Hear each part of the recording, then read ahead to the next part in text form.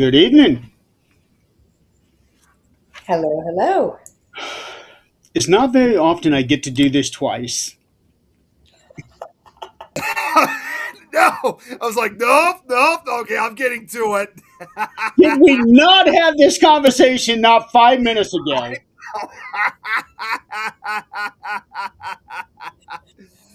Damn Wow. it. Even Adrienne would have been so proud. I'm sure she would have. I'm just glad she wasn't. I'm gonna have to be honest. I'm just glad that she was not on yet. Oh, she can always catch the replay. Yeah, yeah, that's right. Wow.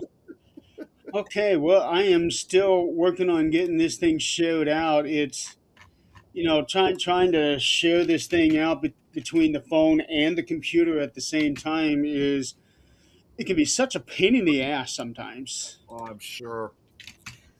Yeah.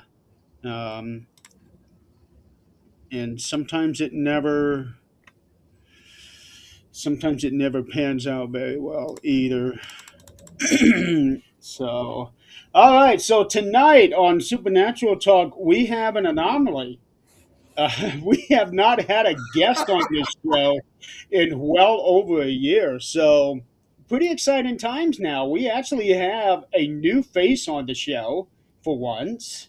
Yes, Because usually when we do have a guest, it's somebody that people already know, right? that's right. And now we have somebody we don't know, except for Adrian, of course. So, Lynn, tell us, who the hell are you? The little known Lynn. Um, my name is Lynn Sabulski, and I am 46 years old. I live in Brooklyn, New York. I grew up in Wilkes-Barre, Pennsylvania, which is the purple stripe in the middle of Pennsylvania, affectionately known as Pennsyltucky. I lived there until 2007 when I moved out here. I was telling Jeremy earlier, I moved out here shortly before the financial crash, working as an executive recruiter in finance. I also had a hello, hello. I Oh, also, I know her. you do. The devil you know. Yeah. And I Nick, I also had a cannot 15 even see year that career picture. in college financial aid. All right, now, I'm going to need you to clarify something here. Did you just say you're 46 years old? Yes.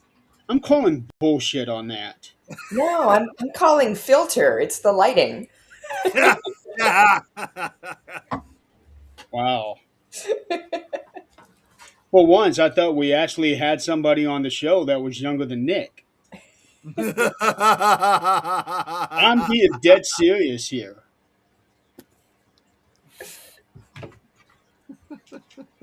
I, Hello, Adrian.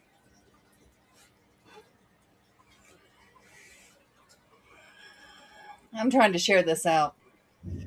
That's what I was just doing too. Nick, were you on time? uh no. I I just realized I didn't realize what time it was until Jeremy said it. He's like, Nick, and I literally like just dropped whatever I was doing just to jump on here immediately. Yeah, and Boy, that was at least 5 minutes before you came on. No, it was even before. It was more than that, Jeremy. Jer- Okay, we'll go with that. It was more than that. Yeah, we'll go with that. So it was more than 5 minutes. Nick,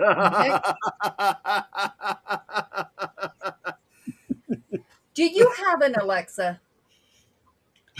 I do. I do, but unfortunately, There's my this dad has it handy though. button. You know, set timer. Yeah.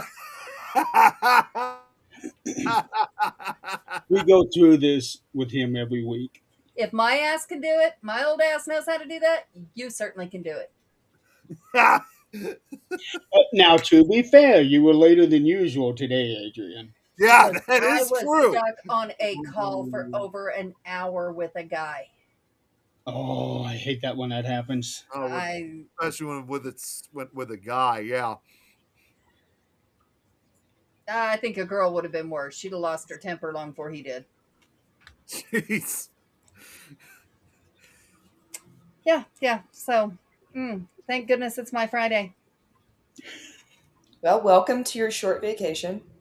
Yeah. Oh yeah, and we're off Monday too. So yeah. Awesome. Okay, so I need to ask this because I when I was in New York a few years ago, I visited a friend who also had an apartment above them stores. Um, this apartment that I went into was about the size of this room. Is yours the same way? Our apartment and every apartment I have lived in here, they have been so ridiculously small. Um, this we have a three-bedroom apartment right now, one bedroom of which is my partner's book collection. One is like a music and gardening room and storage room, and then we have the bedroom. Um, you can fit a queen size mattress, but you can't fit an end table on either side of the bed. There's not enough space from wall to wall. Um, Storage is unheard of. I mean, we have like two closets, and that's amazing that we have any at all. Most of the buildings here were built for, families or slaves or just, many groups of people living together, and now they're trying to like section them off into apartments, but it's like, things are weird sizes and weird shapes. And yeah, definitely much, much too small. You just learn to pare down, you know? I know it'd be extremely hard for me. This apartment that I came into, um, it was in Brooklyn. I remember that because I had to um, cross the waterway to get onto that island. You walk into the door. Here is the living room, which is also where the bed is. Um, to the right is like a kitchen counter, and then a bathroom right behind it. That was it. It could not have been 500 feet square feet. And I'm thinking to myself, do people really live in these small places? They really do. And it's just one of those things that people get accustomed to, but every time I travel with someone who is a native New Yorker, it's like one of the first things they talk about when they go to anyone's like regular house, regular apartment. It's like, oh my God, you guys have so much space. Oh my God, you have a yard. Like the yard is the big thing. People have to go to a park to get the nature thing. Just the idea that someone has like windows big enough to put plants on or that like postage stamp of yard is a lot out here. Part of why we love this apartment is because if you go out the window of the back bedroom and walk onto the roof. It is enclosed by metal bars, so we have like a makeshift deck. That's sort of a thing out in Brooklyn where people hang out on their roofs that are not really meant for like people to be kind of walking around, but they have parties, they have gardens. I'm guilty. I have a rooftop amateur garden. Okay, so how close are you to Central Park then? Oh, I mean that's like a train into Manhattan. So I mean it's doable, but I'm closer to like well, McCarran Park is here in Williamsburg. That's the section of Brooklyn Oh, I'm in. So I got my geography mixed up. I was thinking Manhattan. Yeah, I got my geography mixed up. So, but still, Brooklyn. That's pretty spacey area, very crowded area. it's pretty crowded here. Yeah, for sure. No, no. Mm-mm. Okay, and what part did you say? Williamsburg. Williamsburg. Okay, I'm actually looking this up. Oh, you- I'm more familiar with Prospect Park. Yeah, I've been to Prospect Park many times. Yeah, because I actually kind of had to integrate Prospect Park into something that I worked on a couple of years back. Yeah, my partner Alex grew up like very close to Prospect Park. Okay.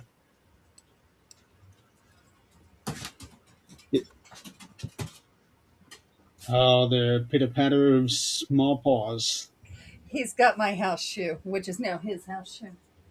Oh, Okay. So so you do tarot. yes. What sparked your interest in that? Well, I always knew I was intuitive. Um, growing up, I had always seen, shadow people and sensed presences and things like that. Um, but I grew up Catholic, and so it was hard to explore. I mean, the official, rule was, hey, all of that stuff, you dabble in tarot or Ouija boards or whatever, you're going straight to hell, one way pass. Um, so it wasn't until my late 20s, early 30s. I had moved out to Long Island and I had this dream of my hands shuffling tarot cards. And up to this point, I had like two tarot readings in my entire life. And that was when I was in Pennsylvania, and they foresaw me moving to New York. Um, so I had this dream of my hand shuffling tarot cards, and they had a blue and white back, and I couldn't find the cards. Eventually, my partner unknowingly bought them for me as a gift. And it was like they were the exact cards in the vision. And when I opened the box, it was like my hair stood up on my arms, and it was just this like deep knowing that this was a thing I was supposed to do. Um, I had by that point I had bought myself like Easy Tarot handbook for $10 off Amazon, and I taught myself tarot. And tarot is really just, a system. It's the deck is very much like a deck of regular playing cards. There's four different suits in tarot. There just happens to be 22 extra cards. Um, the suits correspond to the elements. The numbers have their own sorts of meanings. So it's not that hard to pick up. Um, what I think for me and for most people who are doing this type of work, what speaks to us is the images on the card. And for individuals, that can be anything. I could look at the imagery on a card and be like, oh, that reminds me of a scene from a movie that I saw or a book that I read, or, those characters remind me of a situation my friends had. It's like your entire life experience becomes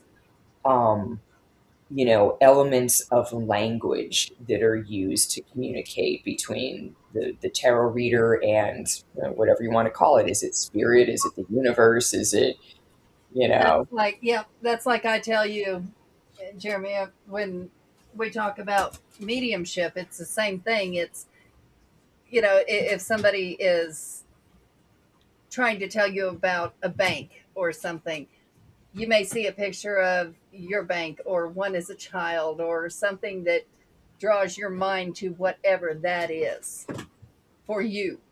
So you can't teach somebody the same thing, because it's going to be something different for them. Mhm. Yep. Right. I mean, that being said, like, the times where I've done events that have other tarot readers, Mhm. sometimes there's a party and, they hire a couple different readers and we're just reading all the guests all night. Um, there are party cards for sure where, like, a number of people just keep pulling, Ace of Pentacles, Five of Swords, whatever it Mhm. is. Mhm. But yes, I mean, I feel like everyone kind of has slightly different or even vastly different meanings for their cards. You don't have to use tarot cards. I mean, I can do some form of divination with, crystals, with tea leaves, with, leaves and objects on the ground. I mean, anything is kind of open. It's just, I think tarot, because it has so much imagery onto one card, it just has more potential to communicate more information versus if I'm looking at like leaves in a cup, there are only so many clumps there that are gonna give me stuff. So my daughter sent me tarot cards. She said, I heard that you have to have them gifted. And I'm like, sure. Okay. And I would love for you to gift them too. She didn't open them to see what they were. The front said badass tarot cards. Yes. And I opened them up and went, oh, well, these are a little explicit. And yes, they very, very much were very explicit. But that is now my favorite. They actually opened a witchy store here in Greeley not long ago. I Yes. didn't find out about it till like Monday. So I couldn't go. And about the same time, a woman said, I found you on the pagan page. And I'm like, huh? She said, I opened this new page and it was a witchy pagan page. And it was just all locals. And so now we're all going to get together. She does runes. And I Cool. would love to see her do them. Not that I can do them, but I would love to see her do them. And she's going to teach us how to do that and make the incense, Oh yeah. little cone Oh, incense. yeah. We're going to have something every week where we teach each other. I think it's just going to be fun. That's going to be so cool. That's going to be so much fun. Have you had that before, like that community space where it's the best. Brooklyn used to have a group called Tarot Society, and that's actually how I started reading Oh, wow. professionally. My partner took me to, this group we saw advertised, and it was being run out of a yoga studio. And they would have like 9 or 10 tarot readers around the circumference of the room, and people would pay a suggested donation like 5, $10, and Mm-hmm. they could go around to like all of us if they wanted to and get a tarot reading. Oh, And the wow. purpose of it was so if someone wanted to learn how to read tarot, they could sit down with somebody and learn. If they wanted to just kind of discuss their progress, or if people wanted to kind of, it was just a community space for that sort of thing. And some of my closest friends to this day are people that I met at Tarot Society. Um, One of the reasons it broke up is we lost the yoga studio. The yoga studio was like renting whatever. Again, we had like suggested donations, and somebody with the studio went online and said, well, how much are people getting paid for readings? Like, oh gosh, some people are getting paid like $200-300 for readings. They must be making $8,000 a night at this event, and we're only charging. So that's how that unfolded. But that was my introduction into reading professionally. And I remember the first night that I read, it was like Valentine's weekend. And I Oh, had only read for like, a handful of people, the person who had hired me for the event. And I just remember like seeing all the people walk in, and I'm just going, a uh-huh. lot of ways. Right, right. Yeah, I think this little store is going to try to do tea and tarot like Yes, one yes. night, something like that. Well, it's a work in progress, and I'm going to go check it out Saturday. But I thought that was pretty cool. I know It's we got. great. Um, hey, Robert. So um, Sue asked, "What is Lynn's favorite tarot deck?" My favorite tarot deck. Oh, um, It sounds like that badass one would be just by the way that she reacted to that. No, you don't understand. This has penises on it. This has Ooh, that kind this of has badass tarot, like the love bachelorette card. party badass tarot. The love card. It says love on the bottom of it. I don't remember which card it was. I haven't gotten to really mess with them. Is two women kissing. Yeah. Um, Excuse me. Another one is just all pretty explicit. Yeah, and it's got some funny ones. I mean, just they're just really funny. But yeah. I would have to say, I mean, my favorite has to be the Aquarian tarot because that was the one that I saw in that initial vision of my hand shuffling the tarot cards.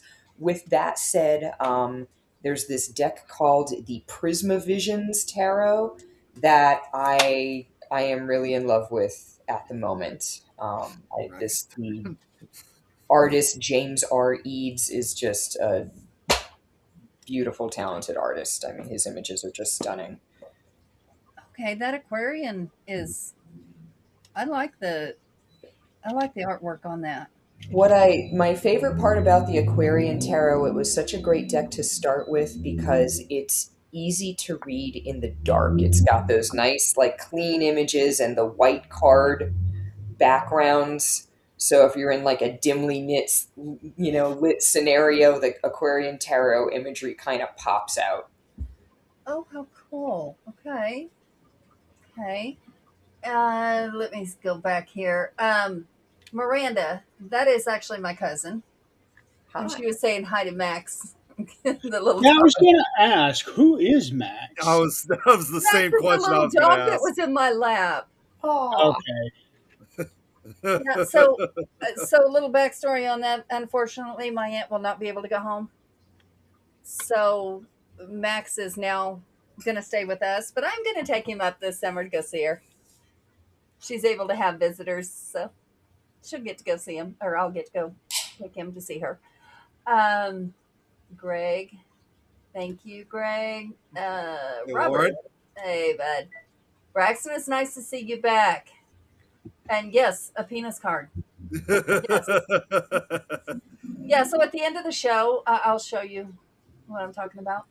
This show, there's not a whole lot of boundaries when I'm on this show because, like, my mouth is filter doesn't happen. Like it doesn't. I'm here for it. Does Yeah. Hi, Lauren? Does Lynn use different decks for different reading purposes, circumstances, or client situation? Woo! Hallelujah. Yes, I do.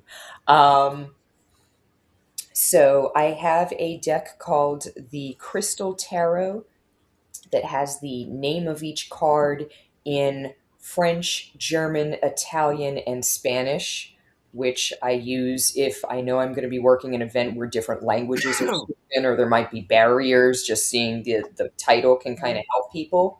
right, Um, if I am working an event where I know there will be a higher proportion of people who are not white, I try to use a deck that features like animals or characters or something like that instead of a lot of the traditional decks that have all white characters or all white characters and one token character with brown skin. So I try not to delve into that if I can help it. right, right. Um, I have a Halloween deck that I use that has cute little pictures of ghosts so that I'm not, so there's a little spark of the sunshine among the goth, which I also like, but, trying to keep it family friendly.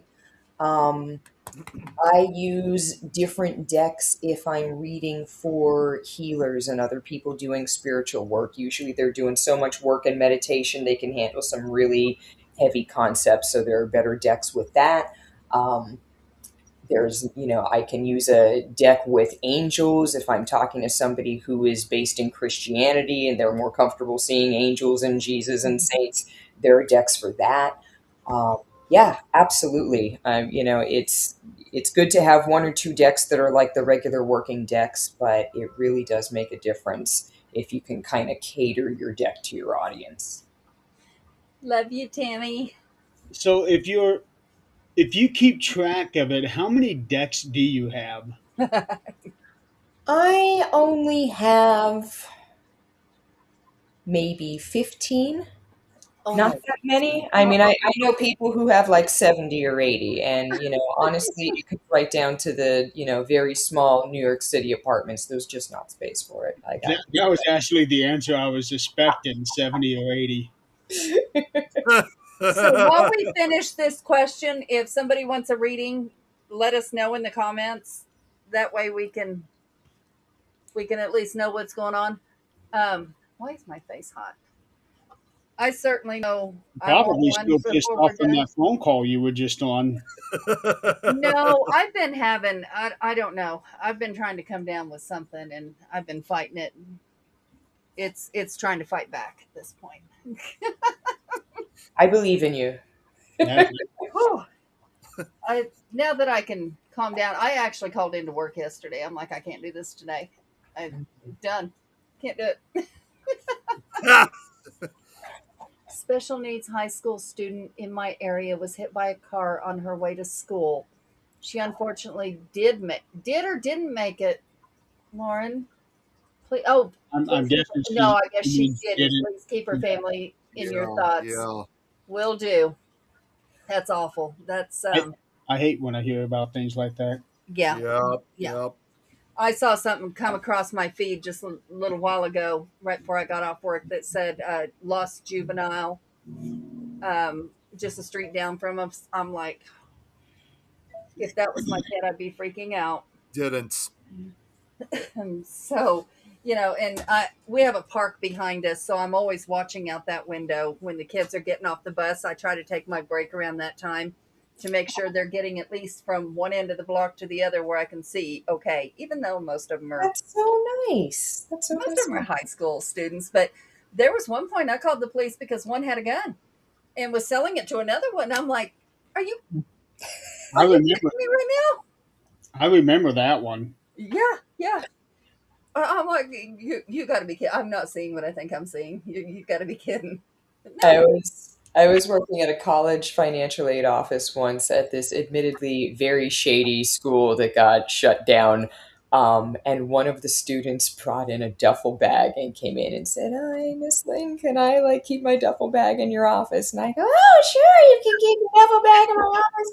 And it had guns in it. It was like, 10 minutes later, a police officer walked in and they just took the bag and walked out. Wow. Jeez. And the thing is, with today's society, that is starting to become the norm. I Mhm. know. Yeah, it's I know, and it's unfortunately yes. I don't know how to say it any nicer way, but I am so thankful my kids are grown because I know that my grandkids have adapted to this, and that scares me that they have adapted to this. Thank goodness they live in a town of probably 200 people. And when my granddaughter snuck out, all the neighbors were calling, "Do you know your daughter's?" Yes. That's what we need. Raised by a village. That's it. That's it. Yep. I mean, when I lived in Kentucky, it was don't call me, discipline that child, then send him home. Gotcha. Not a problem. I tear his ass up. No problem. Has Lynn considered designing her own deck?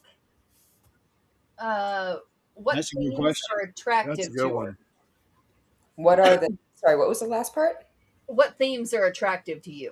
What themes are attractive to me? Ooh, gosh. Of course, I have thought about it. I lack both the artistic skill and the patience, but boy, can I dream. So AI will help me with that surely someday. I would love to see a Lisa Frank tarot deck where the characters on the card and the pictures on the card correspond to the traditional tarot meanings. There is a Lisa Frank tarot deck out there somewhere, but the imagery doesn't really match up, and so it's kind of hard to. So I won't get it because it will be weird and clunky to read with, and I just want a higher standard. I love color. The more colors and combinations of colors, the better. So any kind of deck that would have like a range of colors, that would be the most attractive. I tend to like associate colors with feelings or things. Mm-hmm. So it's like, most people are like, red is anger, or but it's not to me. So it's like, I think if I did that, I would screw a lot of things. Well, I can definitely understand red being associated with anger, but I also see red as something involving love too. Yeah, that is But that is a see, good point. right, because that's what we're taught to think. That you see red when you're mad. No, I don't. But not unless I hit somebody and they're bleeding, I don't see red. But um, and love, we're taught to associate that with the heart and red and things like that. But if you completely try to disassociate with what you've been taught, hey sweetheart, um, then those colors mean something different to you. Red to me is calm. Like put me in a red room and it's calm. It's elegant. It's just calming. Are you like metal yoga also, I have Tommy? never done it. No, no, no. Metal will make me see red or see red Okay. on Zach because he does that metal stuff, and it's like, how do you understand the words to this? He goes, if you stop and listen, you would understand. No, I do not. Absolutely, I do not, and I can't get past the screaming. No, I know some people that just like puts them right into the Zen zone. That's him. That is him, and I'm like, how? All I hear is screaming and anger and no. He says, well, how do you understand your country music words? And I said, well, they're plain as day.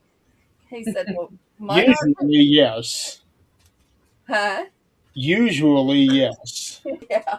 Well, now it's become more rap than anything else, I think, and that's kind of showing Well, my age. But thank you. You're welcome. So this is the deck. This little let me. badass deck. Check Nice. that out. Yeah, that's the one that I found when I searched for when you mentioned it. Okay, so it's got some cute little things in it. It really, really, like well, that one not so cute, but King of Portals. Okay, King of Portals. That's as zoomed in as I can get you there. Let me see if I can. Oh, Yeah, there you go. Right There you camera. go. There you go. Oh, old man, young woman. old man is the, and then things like that. Oh, Yeah, no, the That, old that, man. that actually looks like a corn cob. Well, I would be okay if that's what it was. Five of Wands. What's Wands?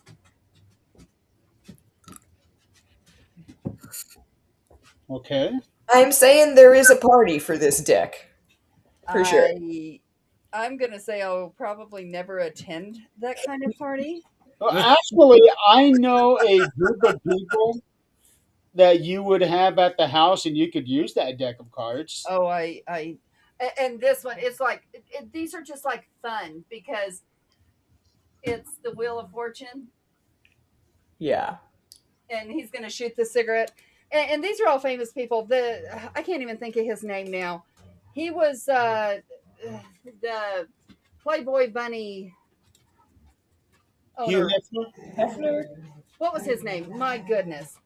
Hugh Um, Hefner. you Hefner. Hugh Hefner. That was him and his wife, the old lady and or the young lady and the old man. Nice. So I yeah, have never seen an old woman with him. take It has that dog always been out. No, somebody I who's I I haven't either. 25.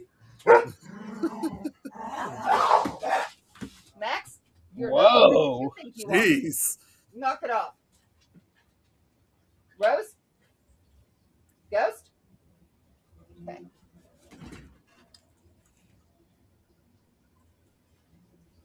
Jeez, he thinks he's big. So speaking of Toad, you had mentioned that one deck that you have for people who feel more comfortable with Christianity and Jesus and those. Do you have or if they even have them, um, any decks that are geared towards other religions like Buddhism and things like that? There is actually, I have a deck. This is my, it's like a booklet and a deck. It's called the Tolku Oracle. Um, this is what I do for my morning ritual instead of reading a tarot book. I pull one of these cards. I want to say there are like 50 some cards in this deck, but they are all, they could be anything from, like, here's a honeybee, and they go on about like all the different cultural connections and spiritual connections to honeybees, if it represents, gods or goddesses and things like that.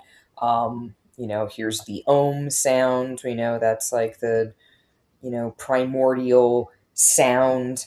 It can be a raven. I have a raven totem, so I feel like that's really significant. Sometimes it's just like a chakra that we're supposed to be working on. Um, but that's what I do. And this deck has just, references to, you name it, it's in here someplace. I'm kind of, um, I don't really stick to one tradition. I just kind of like to mix them all up and see what speaks to me at any given moment and not really commit to anything. Braxton says, now, little background. Braxton is in Louisiana. Okay. Um, so we love to go into the voodoo hoodoo with him. But he says, I love the Japanese item in your background, ma'am. Thank you. Thank you. I got this right before the pandemic started. Um, and I do not know the poet's name, but my understanding is that the poem is about plum blossoms because, they're like the first thing to blossom. It's still winter, there's still snow on the branches. And so the whole poem is about the beauty of the plum blossoms in spring, and the whole symbolism is perseverance. You don't have the poem? I do not. But it's whatever this is right here. This is the poem. That's the only writing on the screen. We Would you will take a picture of screenshot that that. and try to do a reverse search? We will screenshot that, send it to my son, Yes, and please. he will be able to tell you. He teaches English in Japan. Well, I'm sure Zach told you There that. you go. I have a bachelor's degree in English and a spot in my heart for English teachers. Especially in Japan, with I guess they're they're usually challenged children that he deals with. Anyway, But I tell you what, he is so good with those kids. He's he's amazing with them. I would not have. Well, in Japan, the kids don't act like they do here. well, Um, they are they unique. have some manners to them. Yeah. So Which is a rare commodity these days. Mardi Gras voodoo tarot deck. Hmm. I can see that one being a fun one. Well, I don't know that it would get much more Mardi Gras than this deck. I don't know. They do some pretty weird shit down there. Yes, they do. Yes, they do. Oh, I know. I was there. I did that pretty weird shit. You get all those wonderful beads if you show your boobs, man or woman. It don't matter. It's show me your boobs. Nick, you want to go? I mean, I would like to go. I would like to go down there, but I don't know if I'd want to go for that occasion. He still hasn't conquered the boobies of Illinois. No, no, Watch it. Watch it. Nick. It does not matter if you go in December. You're going to see people on those balconies holding Yeah. up those beads saying, show me your boobies. Well, in December down there, it's still fairly warm. Yep. Yeah. Yeah, I don't know. That's one of my favorite places. Humidity is awful. but so is dry. So pick your poison. I don't know. All right, now, Lynn, with tarot reading, does your partner do the same things too, or is there any? No. Hard no, absolutely not.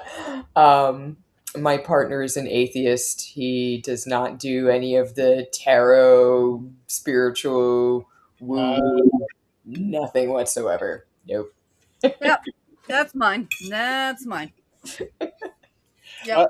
a lot of couples are like that, where one is really into some form of the paranormal spectrum, and the other one is hell no.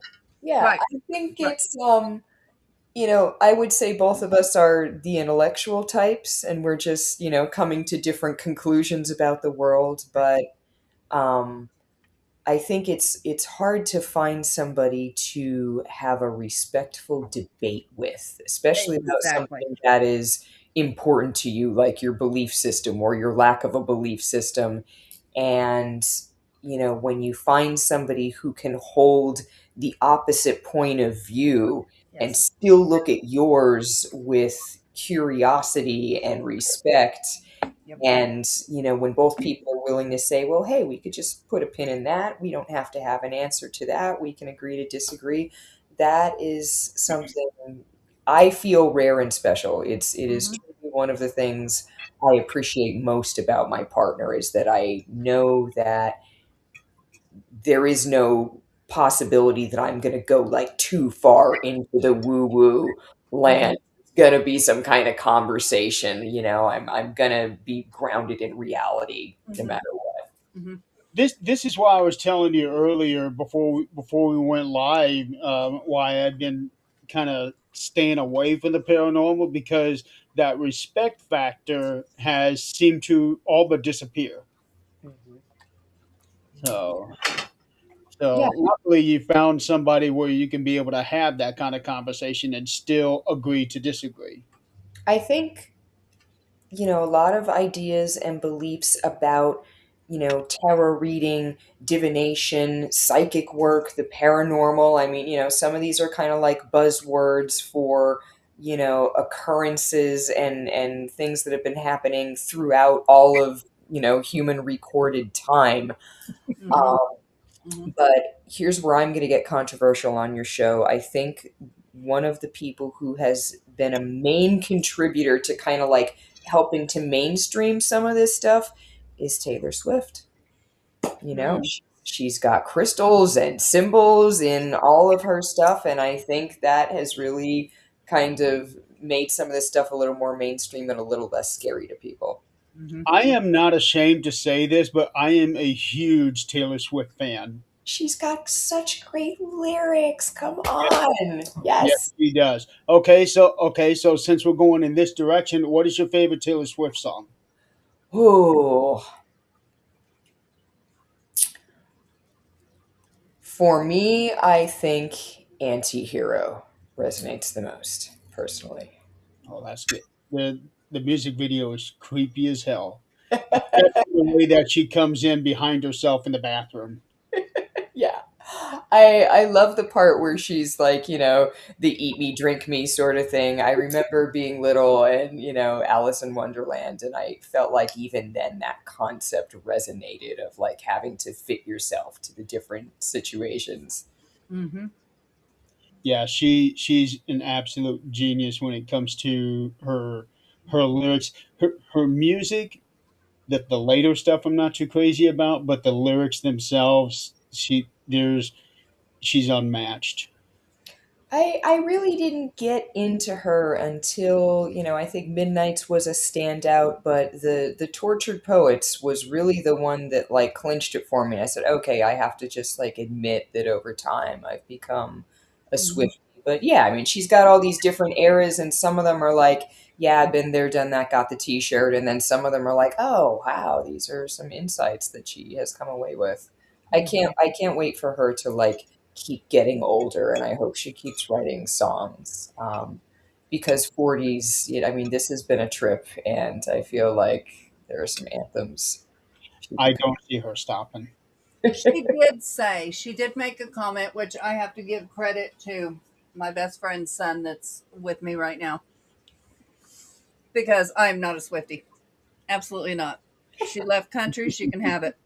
But I think all the popularity about her is getting a little crazy. And it's not her fault. It is not her fault. But um, It's on the same level as what Michael Jackson's was. exactly, Yeah. exactly. Not his fault. It's everybody took off with it because they're good, and that's, you have to give them that credit. They are good, or it wouldn't have happened. But he told me that she had made a statement that now that she's with Kelsey, Hmm. that she doesn't see her lyrics being like they have been because she can't use her heartbreak to pull from. So I think we're going to see her go in a different direction. I told him that'll change. This is celebrity marriage. It's going to go the other way pretty soon. Don't worry about it. Well, just because you're in a happy place, that does not mean you cannot go back and seek inspiration in the dark places where you used to be. Because a lot of people still do that today. They go back into their memory banks and pull from those. I do that. That's It might, true, but for women, we live in the here and now, and it's really hard to pull, actually feel what you felt back then, unless you still do. And if you still do, you should probably reevaluate your situation, because you shouldn't be able to even feel that anymore. If your current situation is where it needs to be, women are a whole lot different than men on that. That we just are. But I do know that there are some circle groups out there that cannot wait for the breakup album for this one. I I hate that people are rooting for that. I do. I know, but people are She actively enough breakup albums? Like, come on, how many do we need? everyone. Unfortunately, that is so much life. But you know, I don't care. I'm not a Swiftie You don't have to be. hater. I'm just not. But I wish her the best, just like anybody else.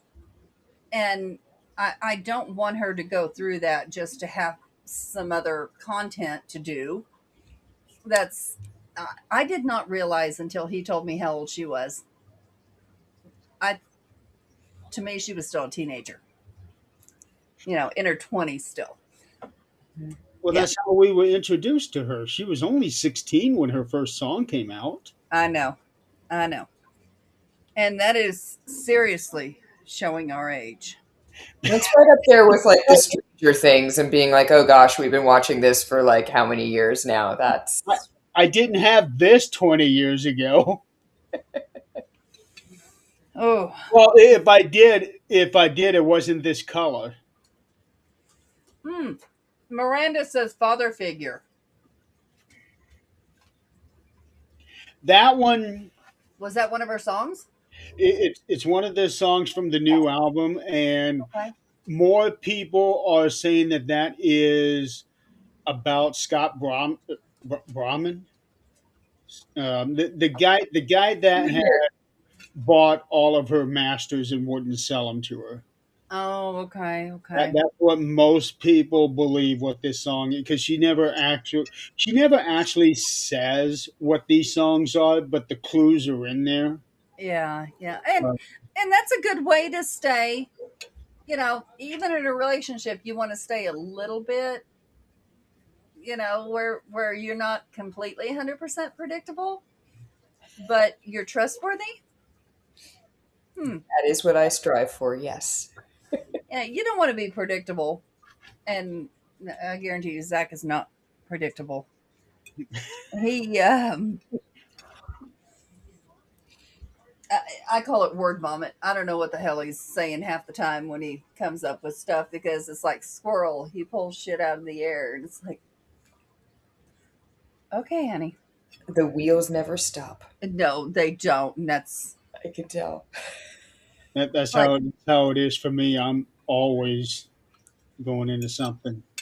Yeah. And, Oh, and apparently, so is this guy right here. He's doing another show while we're doing ours. No, what? no, he ended up calling me instead to let me know that we had to reschedule things.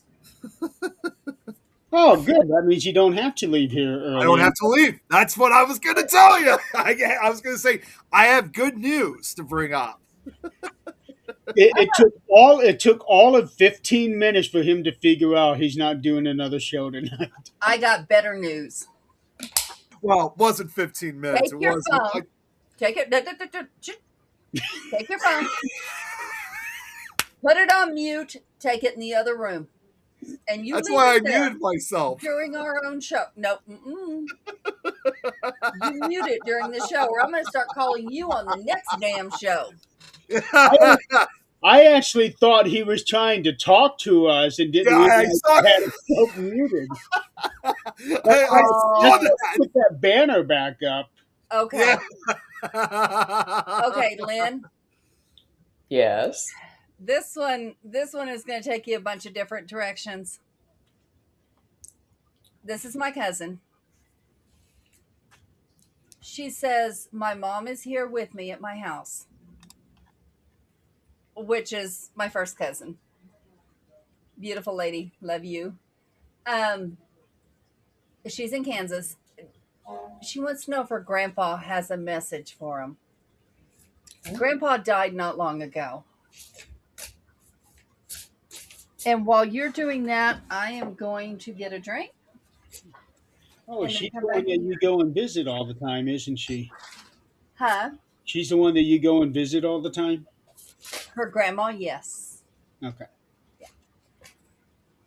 But grandma's not there. Grandma's the owner of the dog. This is her daughter and her daughter. Okay.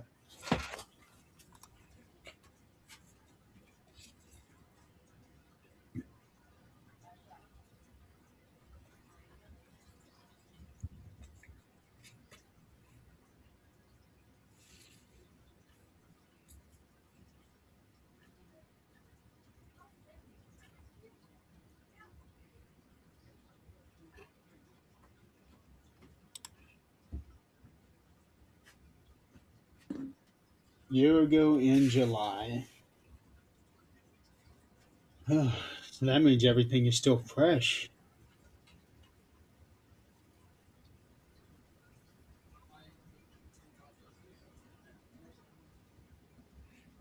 Shh, Chris, we're having a quiet moment.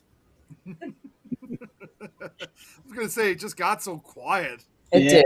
It did. Well, Lynn is preparing herself. She's got a big job to do right now.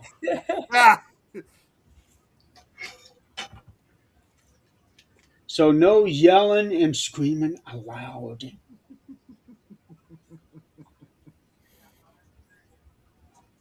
I'm assuming we're waiting for Adrienne to get back. Yes. She just said that while you were shuffling, she was going to go get herself a drink. Oh, okay. Yeah, we could wait. Yeah, I don't know if she said anything about waiting until after you get back. I didn't catch it. I don't think she did. Well, I mean, it is her family. No, I'm laughing what Lauren said. Corn cob, Nick. Yeah, well, after the picture that we saw, the corn cob, Yeah. I don't think we want to go there. No, we don't.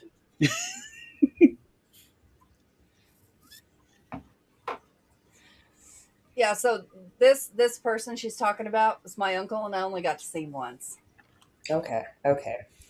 So what I did here, I can feel presence. I felt a presence earlier. I can feel a presence. I can see kind of like a spark, but to be honest, my mediumship skills are like the thing that I'm working on in 2026.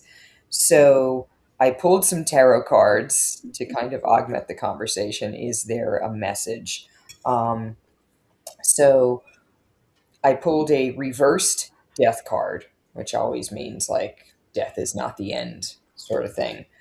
Um, followed by the Nine of Swords.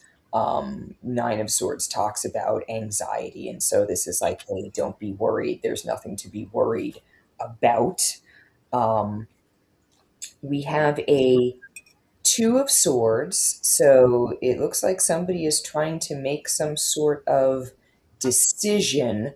I'm hearing grandma. I don't know how they are related, but there's some sort of decision that is being made, and there is paired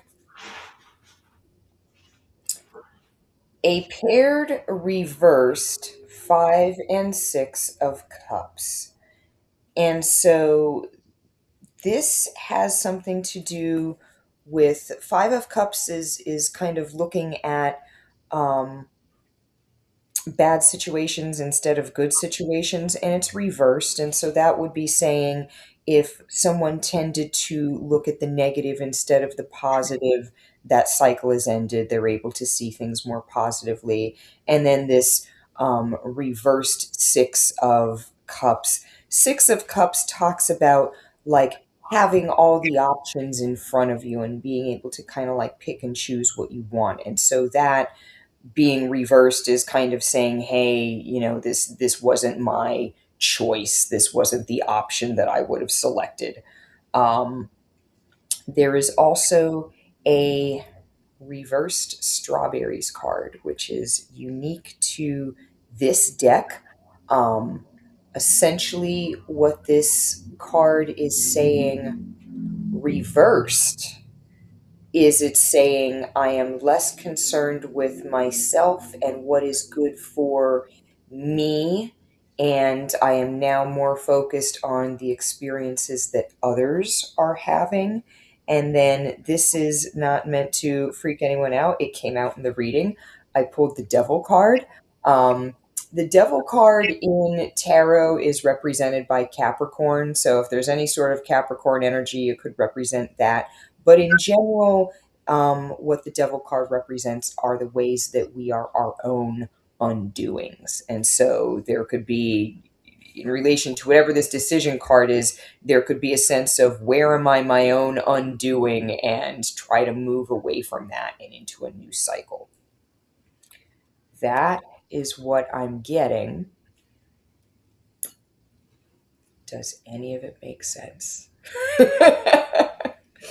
Oh, It made sense to me. Now, Miranda, Tammy,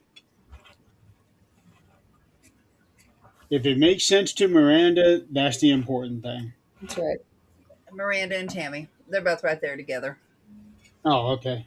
Tammy is my beautiful cousin that came to the wedding. She is an absolute gorgeous doll. She's amazing.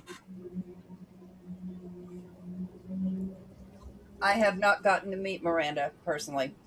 So this is the family that I was adopted out of and reconnected with. So it's, I'm meeting everybody slowly, Wow. which, at my age, better get the hell done because yep, some of it makes sense. Yep. So, Miranda, do you need her to clarify on certain things, or do you just want to leave it as it is?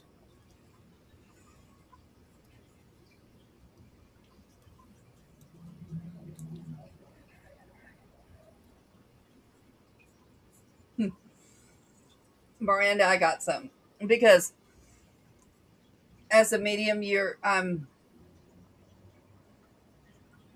not as connected as if I know everything, and I didn't know Uncle Don. Like, you know, I got to see him once, and that was it. Mm-hmm. But the message I'm getting is don't worry about it. It's okay. This is how it's meant to be. I don't know what that's to, what that's about. That's just what comes across.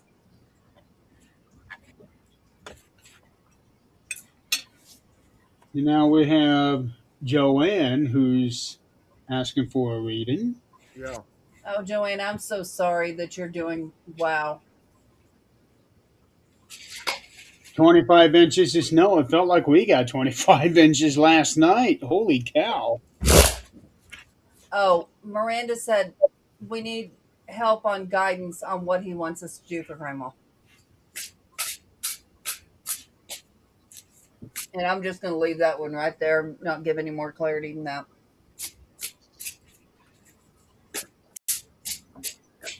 I think I mean that's pretty consistent with the reading. I think that strawberry card is the focus card, about looking at the situation from other people's perspective rather than just, the primary person or the primary player. Like not the player one perspective, but the perspective of everyone. Do you do mediumship? I am working on it for 2026. This is very interesting that this came up. I had always wondered if that was going to be part of my path. Doing tarot readings and intuitive readings at parties and for clients is one thing. But when you think about, how many people know someone who does this type of thing, you probably don't know many. I mean, you specifically may know a lot more, but just the general population, you may know one or two or three people if you're like really connected. Um, so I started thinking about like when somebody passes away, if they can communicate with us and they've got a message for somebody, what are they going to do? They're going to go to somebody who they knew, who they think might have a pretty likely ability, right? And so one day I was just like, shit, there might be a lot of people trying to like reach me at some point. Like maybe it hasn't happened yet, but like there could be, 1 or 2 years that kind of tip the balance. And I wanted to be prepared for that. And I've actually not told this story yet. This happened, I want to say maybe 4 or 5 weeks ago. I was having a meditation session and I was saying, like, hey, do I really want to do this mediumship thing? Um, because it does involve a certain amount of, practice, making yourself available, setting boundaries with something that is intelligent that you're then giving permission to kind of enter your home and stuff like that. And I was meditating and then I decided to read some tarot cards. I took my deck out. The moon card just fell out of the deck before I could shuffle the cards. And at that same moment, I got a text message, and it was like a spam message, and it says, "Hi, my name is Alicia from Crossover. Are you still open to work?" And I'm zooming in on the words crossover and open to work, and across the apartment, my partner, who's on some kind of Zoom call, all of a sudden breaks the silence and says, "The answer is yes." And I had that same like hair come up on my arms that did when I very first started reading tarot. Like I said, this was maybe 3 or 4 weeks ago. And so I reached out to a friend of mine who does mediumship, and I'm like, oh, is this something I'm supposed to be doing? And she said, oh yeah, you have to get on it right away. So as we speak, let's see, where is it? As we speak, I am literally reading this book called Where Two Worlds Meet by Janet Nohavik. Um, she was apparently running a spiritualist church over here in Jersey. And I think she passed away several years ago, maybe 10 years ago or so. Um, but I think there are ethics involved in mediumship. It's not like somebody going to a party and saying, "Ooh, I want a tarot reading." Somebody is coming into a mediumship session with a heavy heart, with a fervent wish to, speak to relatives, and there is you know, a whole sort of system that you have to develop, not only to communicate with spirit and respect your own boundaries and get that information, but also get the type of information that is like, Yeah. that is highly specific, that proves to them that you're doing the thing that you're trying to do. So I guess that's a very long-winded answer. I could have just said I'm working on it, but that's what the work looks like. And then after that, it's, getting together with my friends who do this and saying, okay, let's have some practice sessions. Do you recognize this entity? Okay, let me try and tell you some things that I sense about it. And it's just developing the skill that way. What's really hard is if you get to the point where you can see, Yeah. um, and you go into, let's say, a department store, Walmart, whatever the case might be, Yeah. and you see a woman just shopping for clothes, and there is a child there saying, "Tell her I'm okay. Tell her I'm okay." How do you walk up to a stranger and say, "There's this little girl," and describe her, telling you that she says she's okay? And That's how is this person going to take it? Yeah, that's exactly right. I mean, there are plenty of times, I'll take a seat on the subway and like I can't even help it. The person who's sitting next to me, I'll just start getting information from them, and I'll be like, Mhm. I'll hear the last conversation that they had, or I'll see the room Yeah. that they came from, or their walk to the subway. But I don't have to like tell them, oh, hey, I see you had a fight with your wife, and like, Right. it'll Right. be No. weeks. No one's asking for that. But No. you open yourself up to spirit. You're not just responsible to your fellow human beings on this plane anymore. You're responsible to something, you know, a lot bigger. And yeah, I'm just trying to do it one step at a time so that I can, feel in my heart and spirit that I'm doing it ethically and for the right reasons and for the right people. Yeah, and knowing who will accept that is, you know that you're wanting to help that spirit, because it's not going to move on until it gets that. But what if that person isn't ready to hear it? Or, I don't know. There's two kinds of people, I think. And one is they're willing to hear anything from anyone, whether it's a fraud, whether it's not, of what they want to hear. And then there's the ones that just don't want to hear anything. They're not ready. That person's gone. They don't exist. It's gone. And you just don't know who you're dealing with. And I'm not to where I can see things very often. Mhm.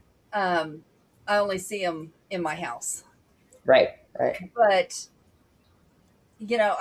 I don't know what I would do in this situation. I do know someone who was in that situation and did walk up to that person, but Mhm. that stuck with me. Would I do that? Probably not. Yeah, yeah. And then that little spirit would follow me home until I did. And that's a whole nother problem that, I'm not ready to face. Yeah. So, Hotels also, like you're saying you sense them in your house. I will always sense them, my house, my apartment, if I'm staying at someone else's house. There is real science behind that. It's when you're trying to do like meditation and things like that. I think your brain waves, they go from like, beta to alpha and then to theta. And it's like that time right before you fall asleep or right when you wake up, that your brain waves are in the right place to be able to sense the presence of spirit. And so yeah, again, like to practice something like this, then you're saying to yourself, well, I'm committing to finding some time in my day or night or middle of the night when my brain waves in the right place. yeah, yeah, yeah.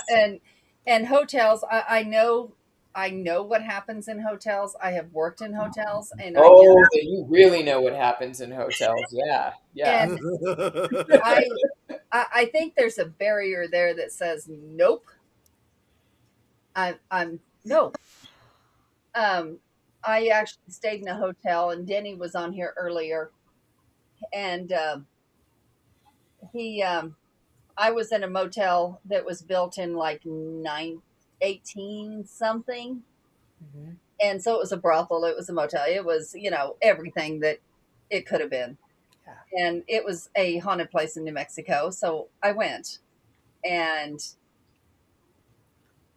I didn't get too much, but I kept him on the phone with me because he's also medium. Mhm. And he was like, don't do this, don't do this.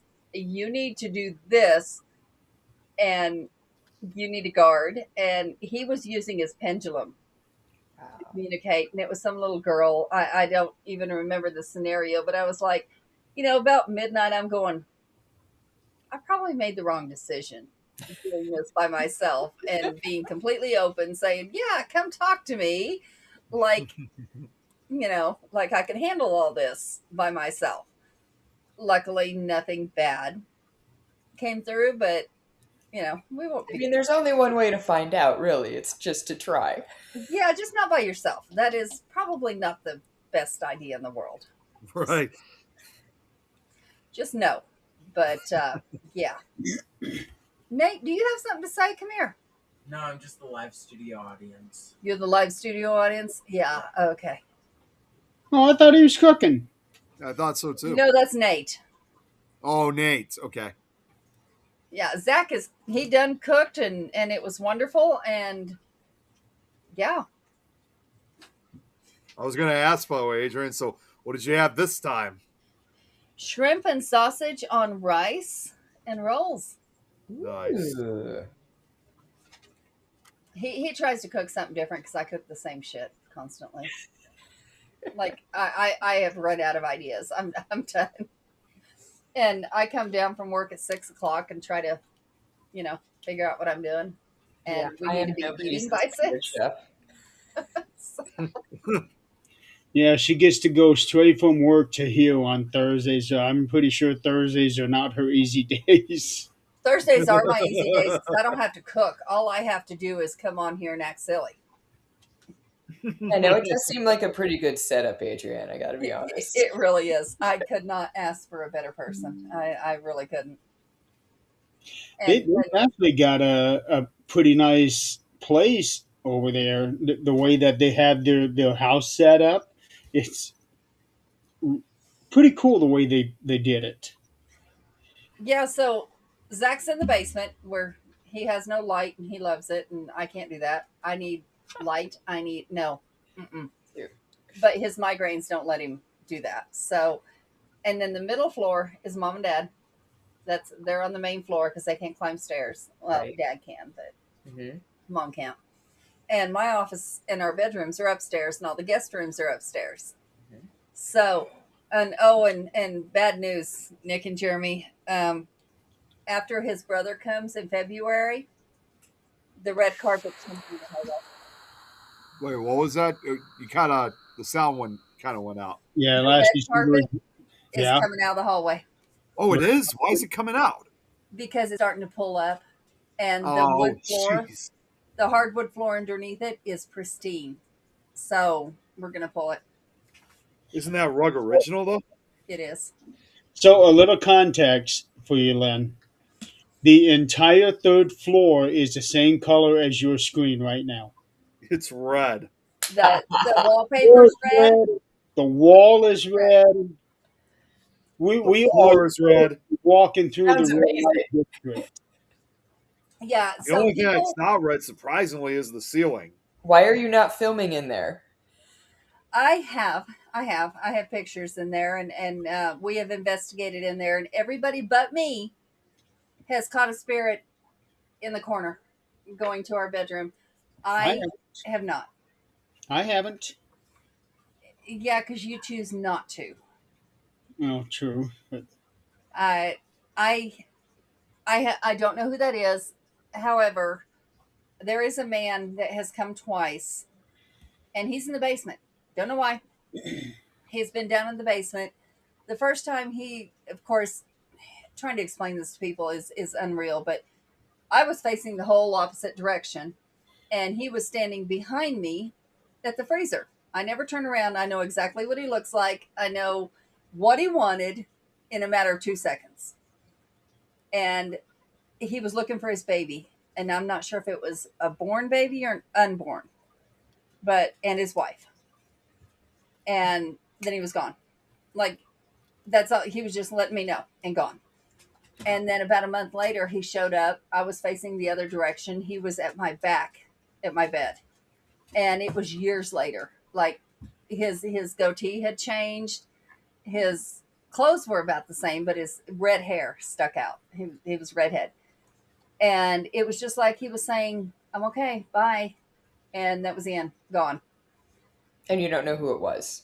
I have no idea. The only thing we can think of is it was a farmer that used to have this land before this was a home. Mm, And this home was built in 1908. yeah. So another friend of mine was doing a EVP session and got that a child fell down a well somewhere here. We still don't know what or where, but this was farmland, so I'm sure there was a well somewhere around here. And can't find anything on it in the history. So unfortunately, things are not in books anymore where you can go look at them. Right. And also, this was like life was just a little more harsh, and this was just kind of the everyday stuff that would happen. It like almost wasn't worthy of having a story. Yeah. Right. Yeah. And of course, at our wedding, we had our wedding here, and there was more dead family here than there was live family here. And it was like, you know what? That's okay. And every once in a while, we'll see those. But other than that, we don't see a whole lot around here. But the sisters, there was 5, I believe, sisters that lived upstairs, and people would look, the windows upstairs you see from the road, and all you see is red. So they would call that the whorehouse. And it looks like a whorehouse. So yeah, that part of it we're having to do something different with. Ghost, I need you to go away.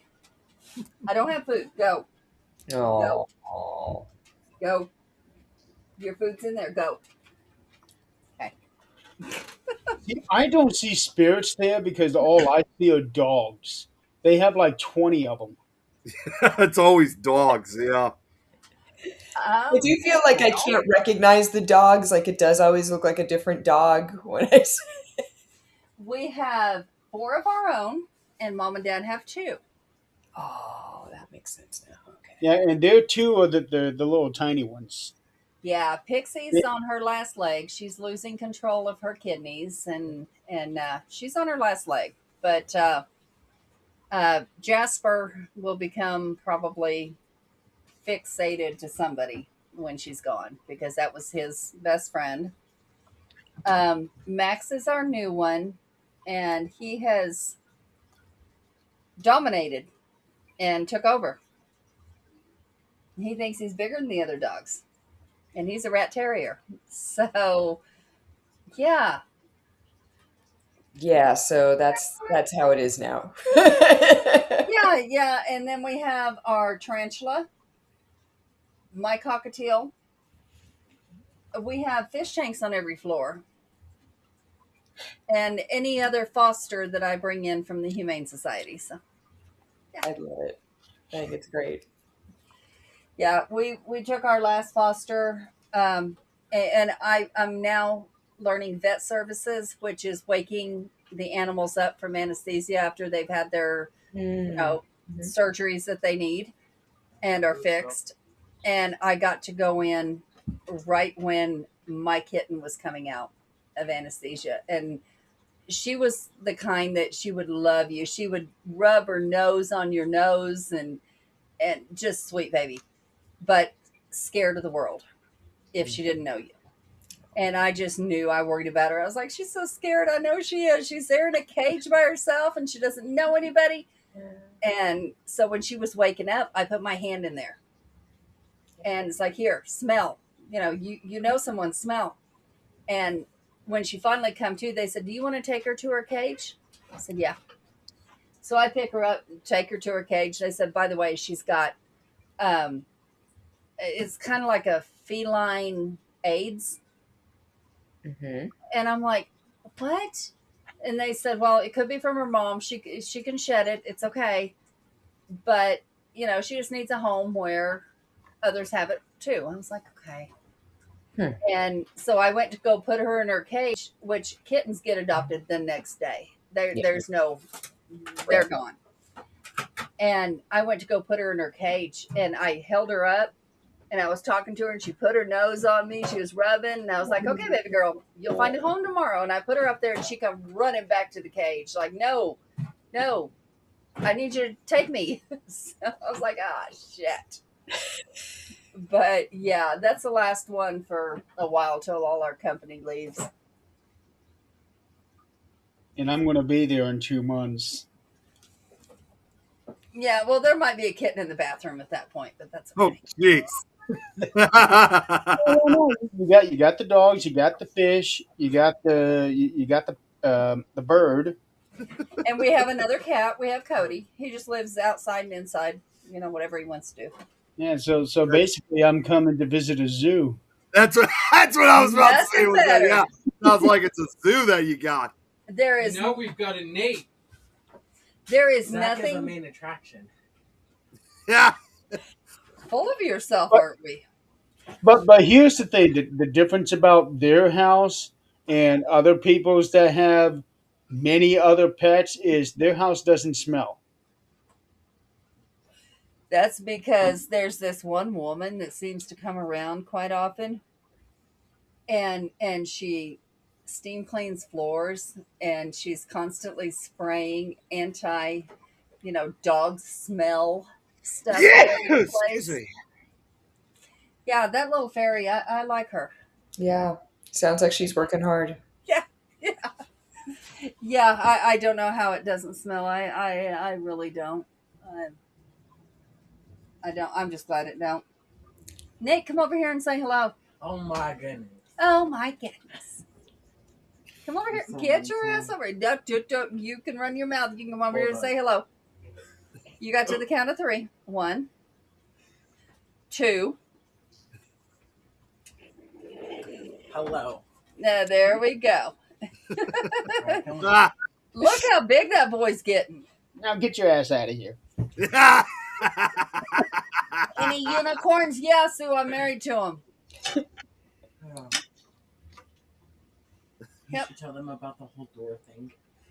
All right. So did you do that reading for Joanne that she was asking about earlier, or did I miss We that? had not gotten there. Yes, Joanne wanted a reading. Okay. Because I know that What was Joanne was wanting a reading, and Lauren, well, she's already Unfortunately, Lauren yeah, had to go to bed, but go we had to ahead go and to do bed, Lauren. yeah. She will come back tomorrow and rewatch it. She always does. Well, Lauren was asking about a message from her little brother. She wasn't asking for a reading specifically. So that was why I piped in and asked about her doing mediumship.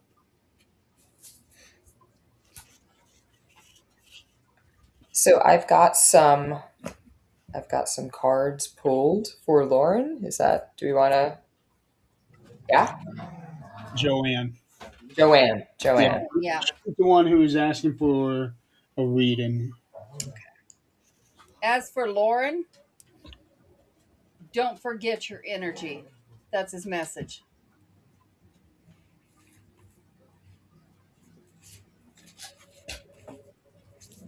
So timestamp that at 1:25:20.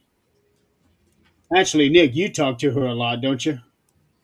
Yeah, not very frequently these last couple weeks, but I've been speaking to her on various occasions. Yeah. Well, try to remember 1:25:20 is the timestamp that she'll want to watch what Adrienne just told her. That Uh, and let her know. Yeah, I'm doing that right now. Let her know the wooden box. She'll know what that is. I have no clue. But the wooden box is important. No idea what that is. She hopefully will. I have a wooden box. Oh yeah? What's in it? Nothing right now. But once upon a time, it had Angelia's first haircut in it. Well, so that's important. That's Okay. weird. Yeah, but that has been placed somewhere else, and right now there's nothing in the box. All right. Yeah, just thought I'd throw that out there. You said 125.20? Yeah, 125. Tell her to watch the next minute and a half after that, Or just tell her what I said. or that too. 25. Okay, 120. Okay, yeah. What I'm just saying is, I know you had to go, but when you're able to rewatch the later part of the show, be sure to go to 120.25. 125.20. Oh, 120. I'm sorry, 125.20. Sorry, I got that mixed up. Just tell her I said. Don't forget her energy. Yeah. And the wooden box is important.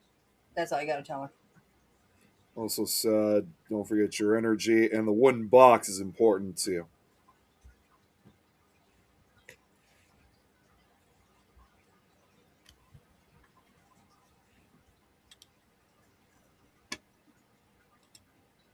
She knows about the wooden. Does she? I don't know.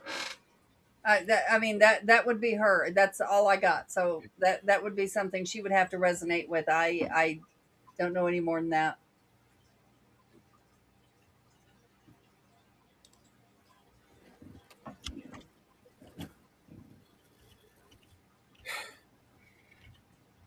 Okay, Lynn, please proceed. Okay. So I'm sorry. Please remind me this person's name who I'm doing this read for. Joanne Stewart. Joanne. Hi, Joanne. So the first card that I'm pulling here is a reversed tower. So I'm thrilled that it's a reversed tower because this is like the scary card in the deck that shows like catastrophe or series of catastrophes or upheaval. Like no one likes the tower card. So it's reversed. And so it's saying in your case, this is referring to a situation that was awful and big and heavy, but is now finished. And there's this card coming in, crossing it sort of, the sun. The sun can mean two different things. Traditionally in tarot, the sun is represented by the father, so it can be a father or a fatherly influence. The sun can also represent the self and issues of ego. And so together, this is saying the situation has passed, but there is a flavor kind of coloring how you're seeing the situation and you know trying to figure out whose perspective that is there a bigger way to look at that situation that has passed, or is there just this one perspective that needs the attention? I'm pulling a 10 of swords, and so it's saying there is an element of overthinking this situation. When you have a heavy card like the tower followed by the 10 of swords, this can very frequently mean something like PTSD, trouble sleeping, social anxiety, agoraphobia. There's this whole sense of how like somebody's nervous system and sleep system can be disrupted after they've gone through a heavy experience, and it's the body just trying to kind of get itself back into a normal even flow after having to be on high alert. There is a page of wands. This is saying there's a literal question in your query. It's saying, what do I do? What action do I take? And right now there are two pieces to the response. The first one is an Eight of Pentacles reversed. Eight of Pentacles is typically a new job, a gig, a hobby, something like that, and it's reversed. And so the first part of the message is saying, don't take on anything new, new gigs, new hobbies, new income streams. For now, just concentrate on what you have. The next part of the message, you're pulling the Magician card. And so this card is saying you already have everything you need to move forward. You don't need to learn anything else. You don't need to do anything else. You don't need to add anything else. Everything that's needed, you already have. You just need to take the step forward.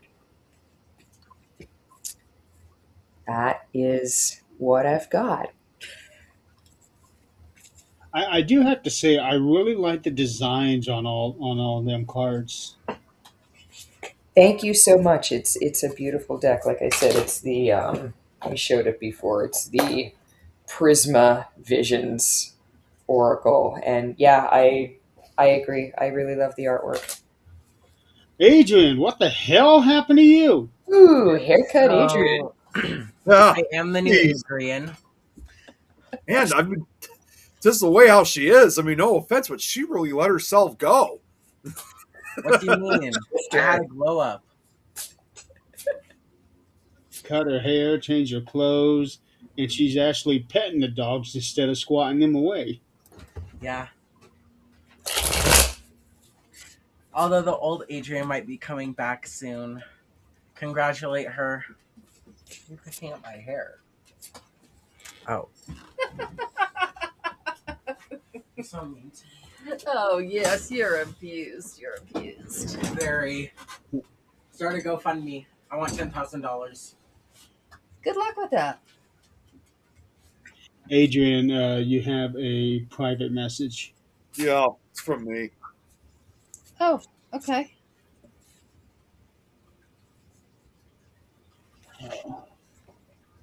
Ugh. So, Joanne, you satisfied with everything Lynn has said?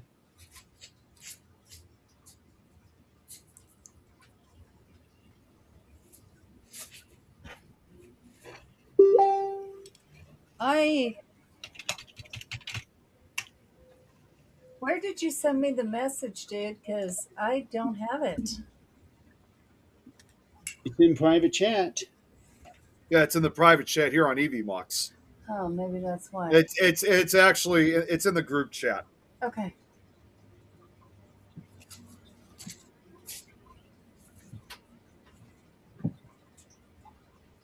So Sue says, She'll know soon I enough. got a screenshot of the screen, and the auto translate says, near the water, the code is suspected. Whoa! Jeez, whoa! What the hell was that Somebody, all? That's somebody Rosa needs a Jack's milk fight. bone. What was that? That's Somebody Rosa needs Jack. a milk bone. Max has been wanting to start a fight all day. So the translation is near the water. The code is suspected to be the market town of Chongqing. And then a whole bunch of Chinese words behind it. I am not even going to try to pronounce. Un- unable to move. So, hey, when I see something like that, I don't even try it. I can just say like that. Just go from there. Yeah, I don't try either. So, oh wow, we got 8 minutes to the top of the hour. Oh wow, how did that happen? Well, when you're having a good conversation, time tends to fly. Yep. Max, you're in trouble, buddy. Don't lick my leg. You're in trouble. You got in trouble. Come on. Um, I know you told me this off air, but let's also explain to the audience um, another thing that you do. You also happen to have your own show. Yes. So, On so the tell us third, about that. the third Wednesday of every month, I am on the Community Pay It Forward program. We have something called Lynnsday readings. So every Wednesday, every third Wednesday of the month, I give live tarot readings to whoever wants to show up and get readings.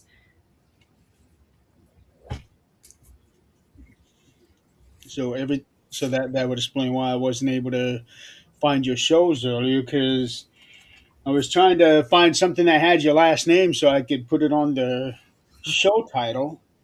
Finally, I was able to find something for him right around Christmas time. Yep, yep, yep. And Yeah. so the next Lynnsday is going to be this coming Wednesday. Ah, this Wednesday. Okay. This coming Wednesday, yep. And how is that going for you? So far, so good. I love it so far.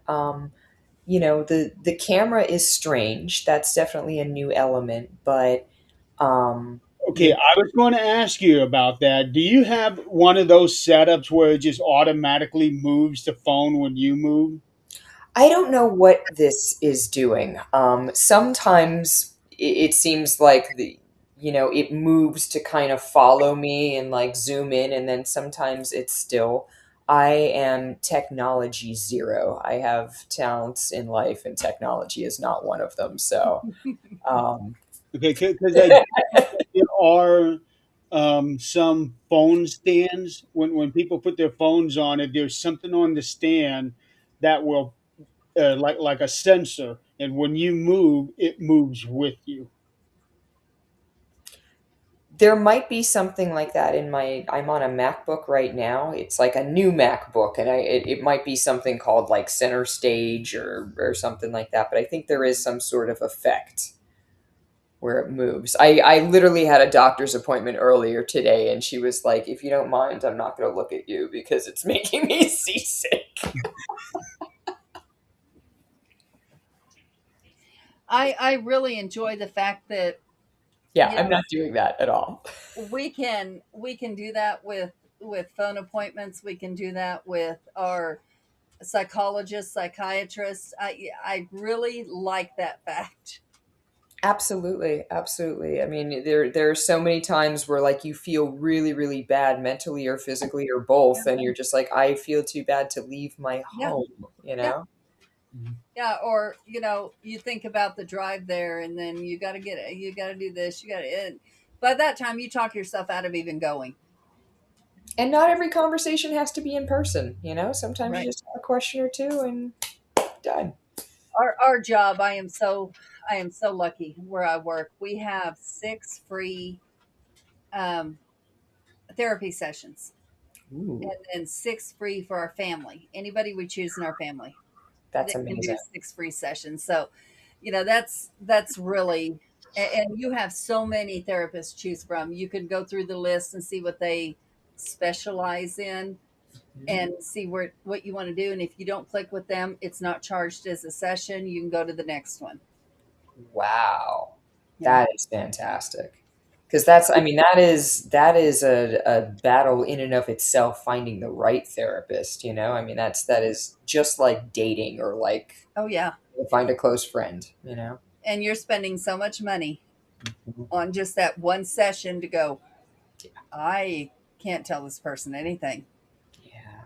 Or I don't think that they act like they They are don't. even interested. So yeah, yeah. So yeah, I am really lucky where I work. It can be grueling, but it's very well worth it. This time of year is the only bad time. It's like, oh, people stop. Well, that's why I think it's actually really good for Lynn because living in New York City, it can take 5 hours just to go down one city block. Yeah. Yeah, I don't necessarily need to be outside, you know? It's, Yeah. I have my places I like to go. I personally like to go to parks. Hmm. And the further out you go, I mean, like Central Park is a big park, but there are people around. But if you go out to like Hunter's Island or something, there are almost no people in the parks.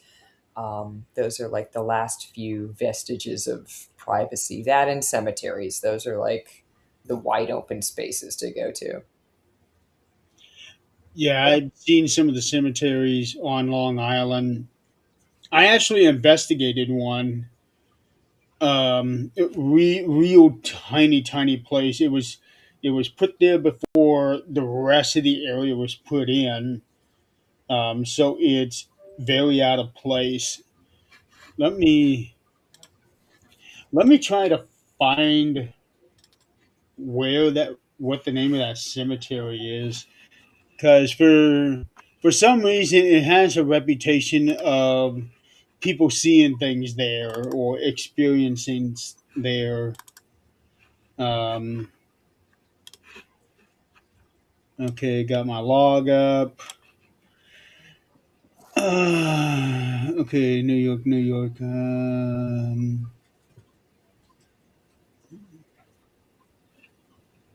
Let's see. It is Lyceum Cemetery. It's on Hempstead Pike. No, okay, I think Turnpike, Hempstead Turnpike in Bethpage. Okay. Okay. I have not been to that cemetery, but I know where Bethpage is. Yep. Okay. Yeah, because I stayed there when I came that time. I was there for a few days. I stayed at one of the motels in Bethpage, and this one team they came and picked me up. We went to. I finally had a New York pizza. Oh, Uh, oh boy. And yeah, you know how I feel about that, Jeremy. I, I had an authentic. Forget about Chicago. I Yeah. had. I was gonna say, Lynn, I'm pretty sure you're familiar with the rivalry of who's got the best deep dish pizza in the country. Yeah. So I had Yeah, that authentic. I will be honest. We always say here in Chicago we got the best, but I'm sure you would disagree since you're in New York. Well, okay, think about it this way. I am not of New York. I am not of Chicago. So I don't have a dog in the fight. I'm unbiased. Yep. Yeah, but when you're actually from one of those areas, I mean, this is like I probably said, this is a rivalry that's been going on since the '60s at Hey, least. I'm gonna give you a very unpopular opinion because I grew up in northeastern Pennsylvania, which is only like 3 hours from New York City. It's like equidistant to Philly and New York City. I grew up with like wood oven pizza, and Yes.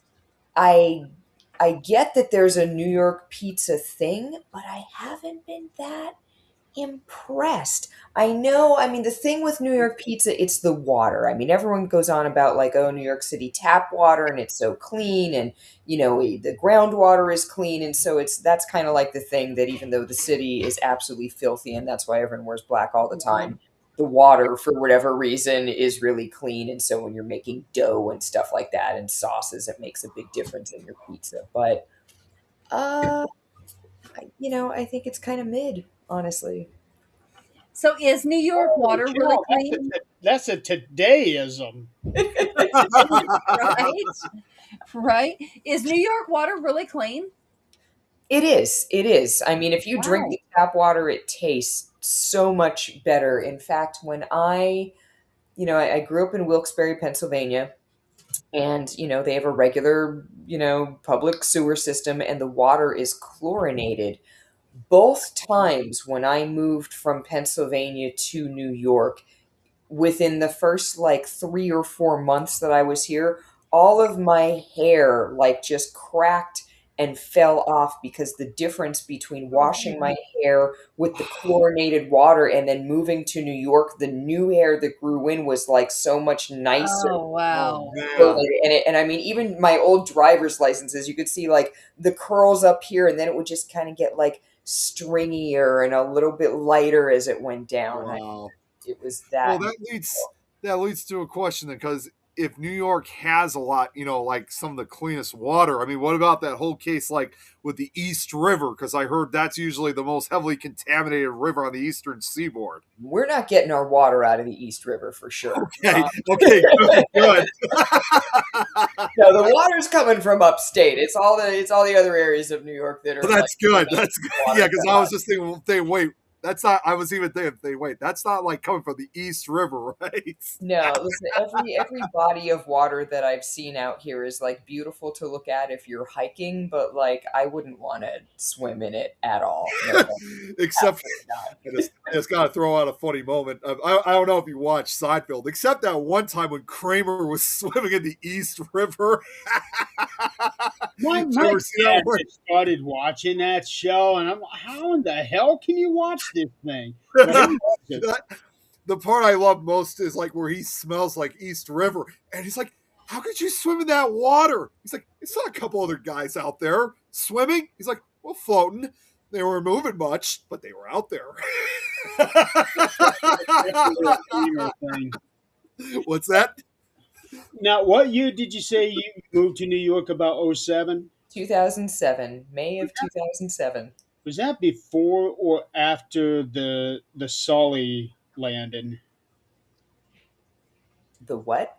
Sully, Captain Sully, the airplane that landed. Oh, that was, I think, after. Yes, when he like had to land the plane, the emergency plane, and landed it. Yeah, I think that was after that. So what was the atmosphere in New York in general? Because I'm sure you're around the people there, getting to know the city. So what was the attitude of the people there?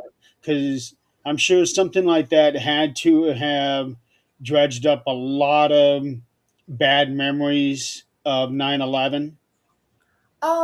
Well, the people who were living here during 9/11, it's a really sensitive point. Um, when 9/11 happened, I was actually finishing my senior year of college. In fact, I was supposed to give a presentation that morning, and I was like finishing the presentation that morning. And so I was like, I didn't have the TV on, I wasn't listening to what was going on. And my dad came running into the house and said, "Oh, there's a plane and it hit the World Trade Center." And I'm going, "Yeah, okay, but I still got to go to class." And I'm driving on the highway to my school, and it was like you could hear a pin drop on the highway, and you could just tell everyone was listening to their radios. And then we got to the school, and there was just a note on the chalkboard that said classes canceled, and the TV was on. I was like, "Oh, that's what's happening." Um, but again, I grew up like 3 hours away from the city, so there are lots of people from my area who either move there or they work there and then live in Wilkes-Barre or Northeast Pennsylvania. Um, so where I'm from, it just kind of is, some people have family members, some people know someone who is connected to 9/11. Here, everybody knows a lot of people who were either directly involved or had friends or had family. And, just the sensitivity of becoming a world target. We have all sorts of conversations that happen with our the United States politics and global politics, and there's a real sensitivity here to always being portrayed as like the city that's getting blown up, like, oh, here's the latest sci-fi movie or the latest horror movie, and it shows like, oh, New York City, and like, it sucks if you're here. New York is the most populous city in America. Right. And even right now, it's that's a topic of conversation, is like, how safe is it to be in New York City? I personally hope and pray as a resident, right? Fingers crossed. Everyone knows this is a target. In theory, by now, we should be pretty safe. Everyone should know enough to say, well, New York is always a target, and you always have to watch, and you always have to be prepared. I would rather be more prepared. It is a different way of like, you kind of have to watch the news more carefully and think about it, because somebody that you encounter outside is going to be impacted somehow. Mm-hmm. Yeah, right now Colorado is one of the worst places to be, just because we have the station here, the nuclear station, and if what is that, the Yosemite Park, whatever? Yeah. If that volcano goes, Oh, the super volcano. Yeah, the We're done. caldera. Wow. You're the first ones to go. Yep, We're Colorado done. would not eat. Colorado would no longer exist. nope. Wow. Yeah. So it's like, okay, well, Well, we have kind of our similar issues here too for Chicago. I mean, Chicago sometimes is considered kind of like the second most popular after New York, Mhm. but just LA. like any city, what's that? LA. Oh, you're right. I meant to say You got third. New It's third. York, LA, And I don't know if they consider them together, but you got Dallas and Fort Worth. Yeah, somewhere along the lines there. Yeah. Pretty And much together, yeah. then I'm sure But Chicago is right after that. okay, yeah, then it's fourth place. I correct myself. But what I was going to say was it's had its share of problems too, very much like a lot of these other cities. Primarily, and I don't bring this up a lot, it's sometimes involving more pollution wise because just across Lake Michigan, you have Gary, Indiana, which Yeah. is Right. where you have the steel mill, the Gary Works steel mill, which interestingly enough, they are considering possibly within 10 years from now closing that steel mill. I mean, it's been in operation now for over, well over 100 years. And, so it is a historic spot. And yes, that's where a lot of the, people of Gary, Indiana work. But the problem is when you have such a location like that, it's causing all this pollution and this heat. And a lot of it's coming into Chicago, which I wouldn't necessarily say that the air quality is terrible, but of course, obviously, it's one of those locations where the closer you get, the worse it gets. Yeah. Okay, Nick, I just looked up the 2024 estimate. Chicago is actually number three. Okay, so I was right then. It was the third. Yeah, Dallas and Fort Worth, they do not combine them, but if they were combined, they'd come up at number five. Okay. Houston being number four. Yeah, I figured Houston would have been next. Yeah, I But, would it's I would not have guessed Houston. yeah, but yeah, Sue brought up the Yellowstone volcano. That's gonna be a major disaster if that blows its top. Chances are that would not be anywhere near our lifetime. No, I got a feeling it'll probably happen long after we're gone. I'm thinking 500 years because that thing would have to start rumbling for a long time before it starts building up. And when I'm talking rumbling, I'm talking where people are going to be feeling it in the ground Yeah, for like earthquakes, that kind of stuff. yeah. There's actually even talks about ideas of possible, and I know it's unlikely. There's actually talks about ideas of trying to prevent a super eruption like that, like they say by like cooling the system underground. But even a lot of the scientists are saying that that's near to impossible. That even if they could do that, it would not work. In fact, it would probably make things even worse. So we That just you just that can't prevent it. that would be the equivalent of trying to cool down the sun. Yeah, exactly. So you just can't. There's just no way to prevent it. Yeah. That's Um, okay. We're all here for a short while, and we're going to enjoy it while we are. yeah. So Sue here just gave us a little list of the top 50 pieces. Yes, I saw that. Yeah, the first one is New York City. Wow. One, two, three, four, top Yeah, five, and Chicago is nowhere to be seen. I know. We'll Well, go pizza I beg to differ. Neapolitana, Wah, New wah, York City. wah. I beg to differ, especially when it comes to New York City's pizza. I'm I always bet going to you be do. I'm always going to be standing on Chicago's side. We're Chicago born and raised. We're born to be rivaling New York City's You pizza. go ahead and eat that Chicago pizza. Yeah, Do what you got to do. Yeah, I yeah. just had it a couple weeks ago. Well, that's good. You eat that Chicago pizza. You get familiar with the word boobies, and then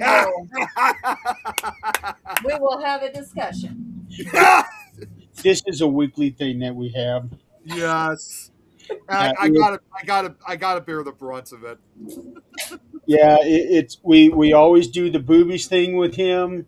Either myself, Adrienne, or Chris in the audience does the Illinois thing with him. Yeah, and that's not how we Um, say Illinois. yeah, it is. No, it's not. And once upon a time, we did used to have somebody who was able to be in the audience. He can't anymore because of his work schedule. That Adrian would give him a death threat every week. That sounds like fun. Yeah. Oh, it's always been fun. He is to be buried with his ass up in the air so that I can kick it every time I go by. And every time you get in the chat, he would always put in capital letters Alexa because Oh yeah, for whatever reason, Adrian's Alexa would always go off whenever he would get on. it's Wow, Because always he funny would every time. holler her name and then say something, and it would start going off. Yeah. that's bizarre. Yeah. So there's almost never a dull moment on this show. No, no, definitely not. No, Yeah. and what's funny, we will not tell him this, but now that device is right here. I'm touching it. So it's even closer. Huh. And then Doesn't we know also what have he a doesn't. fourth co-host, but because of her job, she hadn't been on for a very long time. She's from Mississippi. And a lot of times too, she's in fact kind of the one that kind of started this whole thing with the name of Illinois differently. She did, yeah. I'm ashamed to admit it. See, I just thought originally, because I'm just going to be honest, I thought originally she was only saying that because she's from Mississippi. She's from the South. And I know a lot of people down in the South do pronounce Illinois wrong. So, but Well, Yeah, they, okay. they have their own language down there. yes, they do. So, I mean, it's no different than Arkansas River or Arkansas River. Arkansas, yeah. If you're from Kansas, it's the Arkansas River. If you're from Arkansas, it's the Arkansas River. If you're from anywhere else, Louisville. If you're Yep. from Louisville, it's Louisville. If you're from somewhere else, it's Louisville. And that just drives Yeah, me we crazy. got a Louisville. I told you guys we got a Louisville here too, down in central Illinois. That's Louisville. That is said Louisville. Yep. That's y'all's little deal over there. There's one here too, but Kentucky, it's not the Louisville. Louisville bats. It's a Louisville bat. Yeah, Louisville. What gets me is we have a Louisville here and it's spelled differently. Yeah, Louisville. Yeah, that is Louisville. That's not Louisville.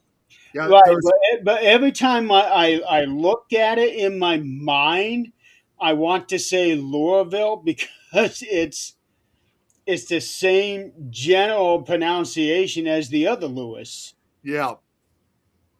So Well, and it's people trippy. I've heard people who come down to Louisville, Illinois, they're under the impression it's supposed to be called Louisville. And the residents always have to correct them, saying, okay, if we understand if you come from Louisville, Kentucky, that city, but we may have the exact same name, but that's not how we pronounce it over here. It's Louisville, period. Let's not get started on New Orleans. Oh God. Yeah. Nolans.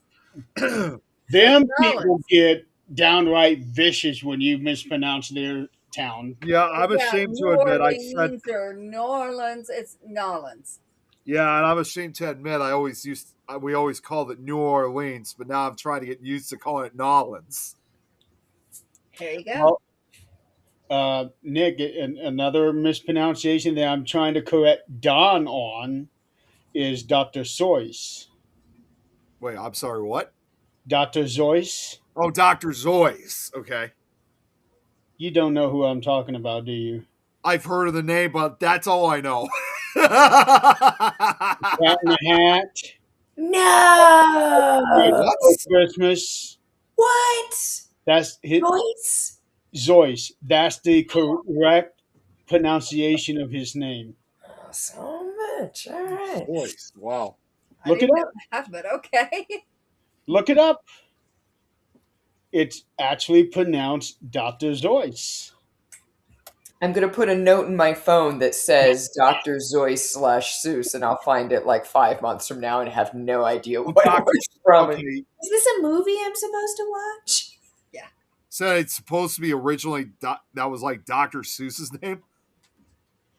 Well, that's how everybody always pronounced it. But if for people who ask him, he would initially say that is actually Zoyce, but he came to accepting both pronunciations, and over time, that's how it became accepted. Yeah, kind of Braxton came back in because I Yeah. said Nollins right. Well, I was just thinking of myself too. It's kind of like similar with Matt Groening, of The Simpsons, and a lot of people always thought his last name was supposed to be pronounced Matt Groening. That one got me. It took me some time to remember his. I used well, and that makes two of us because I used to pronounce it as Matt Groening too. Yeah, so actually I'm going to go ahead and do a screen share. Um, I don't know how well this is going to work.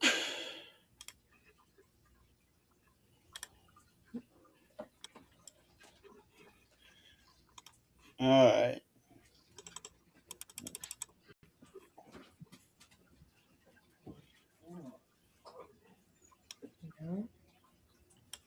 Right there. Huh. See it? Yeah.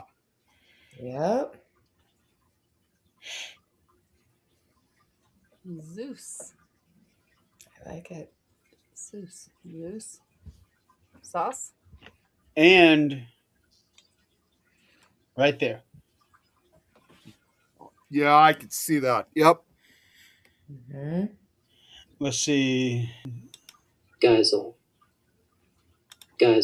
Okay, maybe not.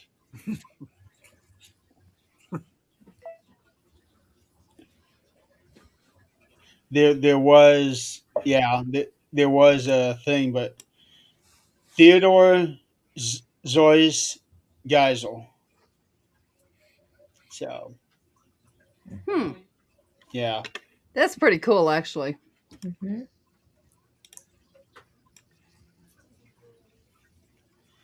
but yeah, that Don, he is the host of Fear Fans, which is the horror movie review show that we have on this network on Tuesday nights. We've been doing some of the offshoot movies, like the Mean One. Just did a review of that, and I'm always correcting him on Dr. Zois's correct pronunciation. Granted, I get it. Everybody pretty much accepts it the wrong way, but it's one of those things that I am not too proud to correct somebody on. So, but you learned something today. Yeah, Did. you do. I did too. So, You learn something new every day. yes. All right. Anything we need to cover before we head out? Because we're already 20 minutes beyond the second hour. Imagine that. Yeah. And I didn't have to leave early, like I said, Jeremy. No, I do think we need to. So Lynn's going to be on our 22-hour thing as well, right after our show. So we will Do that. we'll make sure we're on that. Of course, that'll be advertised on all our stuff too. And I think we are good. Maybe. Yeah, because we'll be doing our own segment there. I'm working on with Tim and Scott to see a good time slot for us to do 13th Dimension on that one. Speaking of 13th Dimension, Lynn, I would like to try to get you on that show as well. That's on Fridays, 7 to 8, and I do try to do a hard end on that one. Mainly because at 8 o'clock, WWE SmackDown comes on, and I want to watch it. I mean, you know. Yeah. Speaking of 13th Dimension, tomorrow night I am going to have John Ward on the show. He is the author of the Scareville series, and his newest book, an adult themed book, A Blackened Heart, A Blackened Soul, is actually coming out tomorrow. And I was fortunate enough to get him on my show on release day. So that's kind of pretty special thing to have there because that you only get one shot at something like that for any author. So I did Right. that with John. That's going to be a very special one. Yeah, it is. I've got 13th Dimension booked up all the way almost to the end of next month. Wow. I'm going to be a busy beaver for the next month and a half. Holy cow! Um, oh, Nick, Yeah. I know that you weren't able to see it in the other chat, but Friday the 13th, I am doing Friday the 13th show. Oh, awesome. That'll be great. Yeah, so you can hop on if you want because we will be talking about the film series. Yeah, of course. Yeah, and you know me, I always dress up for Friday the 13th, so I'll make sure to do that. Oh, I know. Well, we did that one time when we relaunched 13th Dimension that one year. Yeah, we did. Yeah, that's right. So, all right. So, Lynn, where can everybody find you if you want them to find you? You can find me at footnotestarot.com. You can find me on the community pay it forward list of giving partners. You can find me every third Wednesday of the month, this coming Wednesday on Lynnsday. Um, I rejoined Facebook this year, scandal of scandals. So I'm on Facebook and LinkedIn. Yeah, I'm decently findable. All righty, and ladies and gentlemen, thank you so much for playing along with us. I know for some areas we're expecting some snowstorms, so be careful out there. Be safe. I know that we got slammed hard here in my area last night. Um, wasn't pretty. I was actually out in the middle of all that. That was not fun. Apparently, we're supposed to be getting snow like that in less than a half hour, in about 26 minutes from now. So it's Yeah, going to be starting up, and I'm kind of a little concerned about how if I'm a little bit concerned about tomorrow because tomorrow night I'm actually supposed to be heading out to a special paranormal dinner at Texas Roadhouse in Sycamore, which is about an hour and 20 minutes away from where I live west. And it all depends on how the roads are going to look. It's kind of my first kind of in a way like my first paranormal road trip for 2026. Unusually early, but it will still be fun if we're able to get out there. well, we got lucky. It was supposed to start snowing again at 12. Now it's not. It's supposed to wait until 10 a.m. tomorrow. I'm Yep. I'm just fortunate. I don't even have to leave the house if I don't want Yep, to. that makes to us. Yeah, it's probably gonna be the same system that's about to affect us. That's probably gonna be affecting your area later. Yeah, Probably. because yesterday was not pretty. It snowed on us 3 times, and the first time I was actually at a dentist appointment. It was nice and clear when I went inside. When I came outside, there was already that much snow. Yep, It was sleeting, and it was coming down almost sideways. that's exactly with what we had too. The same system. Yeah, it was snowing like 3 or 4 times for us too. So Yeah, same exact issue. yeah. So and I had to drive clear across Fort Wayne to get home. Oh man. Luckily, everybody was going real slow on the way home. Right, right. That's good. Yeah, at least on the road that I was. Yeah. I heard otherwise elsewhere, but Yeah. I won't get into that. All right, we're going to go ahead and call it a night. Lynn, thank you so much for being on with us tonight. Very Thank fun. you so much for having me. We I'm sure will, we'll have you back. yeah, we will definitely have you guys back on. At some point, I will get with Zach to reach out to you for 13th Dimension, Yes, please. So and we'll just kind of go from there. But until then, um, thank you for being on with us tonight.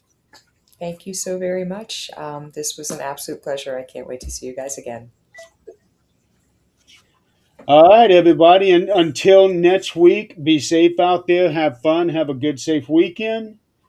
and we will see you guys later. Have a good night. Good night, everyone.